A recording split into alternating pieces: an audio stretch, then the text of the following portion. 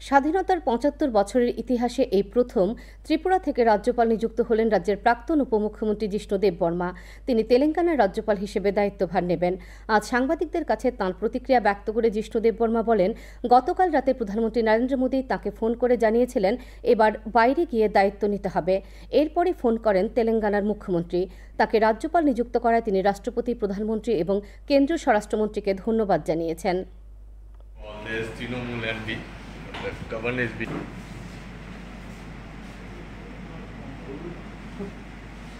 এই স্বাধীনতা পরে প্রথম মনে হয় ত্রিপুরা থেকে রাজ্যপাল একজন হচ্ছে, সেটা আমি হয়ে গেলাম।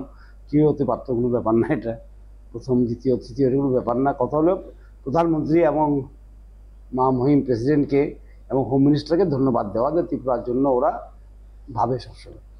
বিশেষ করে প্রধানমন্ত্রী সবসময় ত্রিপুরাতে আসে, ইলেকশন হোক, ইলেকশন ছাড়াও আসেন উনি। এবং ত্রিপুরাতে আগে পদ্মশ্রী কোথায় ছিল? একটা দুটো, একজন ছিল বা দুজন ছিল, আছে কয়টা পদ্মশ্রী হয়ে গেছে।